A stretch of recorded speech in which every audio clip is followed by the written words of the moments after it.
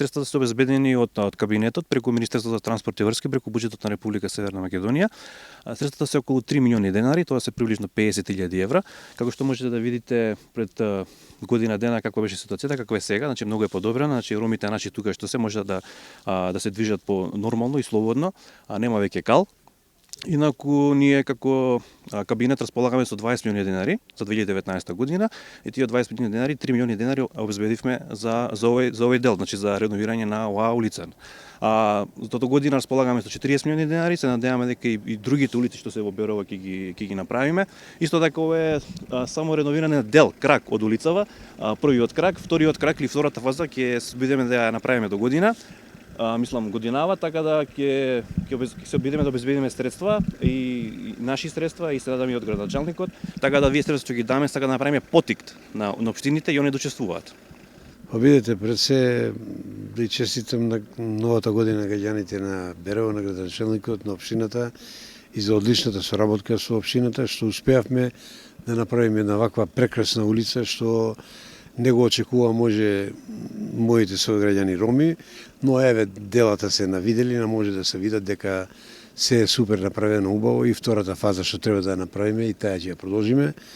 40 милиона бараше министерот, меѓутоа пратеникот гласаше во собрание и ги добивме тие 40 милиона и очекуваме дека со ребалансот ќе имаме уште дополнителни средства за да може да ги реализираме сите проекти кои ги има министерот во неговиот кабинет. Очекувам дека беровчани треба да се заблагодарни и на владата, и на кабинетот на министерот, и на добрата водење на политика на партијата ПСЕР.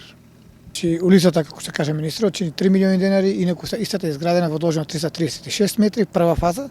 Се надевам дека со заложбата, со апликацијата која ќе следи во текот на оваа буџетска година, ќе ја продолжиме улицата и целата во должина 610 метри ќе биде завршена и со тоа ќе се возможи полесен пристап на луѓето, ќе се подобри квалитетот на живот и да продолжиме да ги решаваме и останатите инфраструктурни проблеми кои ги имаат граѓаните од овој дел на градот.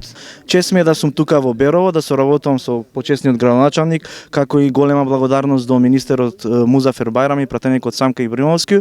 Од тука сакам да испратам една добра порака до сите кои што локално сакаат да работат со ромската заедница. Ова е една добра координација во тоа што кабинетот заедно со општината инвестираа во една населба која што постои 20 години, а од денес дечињата ромски тука нема да газат на кал, ќе бидат на асфалт и ќе одат чисти во училиштата и ова е еден голем потек кој што навистина е историски за општината Берово, многу ретко направено со тоа што ние како програма имаме концепт да може да ги научиме луѓето да знаат да ја ловат рибата, не да ја дадеме, така кажано народски, со тоа што ние воспоставивме структури со представници од институциите и представници од заедницата и истата оваа активност е приоритет на самата заедница во општина Берово, во ромската заедница. Тоа го послуша и градоначалникот и пратеникот и министерот и ете денеска сме тука со тоа што како склоп од програмата ние во 12 општини меѓу кои и Берово имаме мали грантови кои што ги даваме. Со нашиот мал грант ќе овозможиме оваа населба, ромската заедница, ромските семејства да добијат вода, за жал што ги нема. Тоа е 20 години проблем тука во населбата.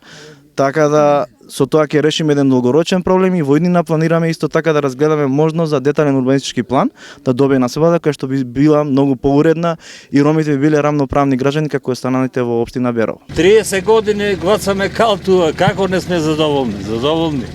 Да. Значи задоволни сме, сега патот е окей.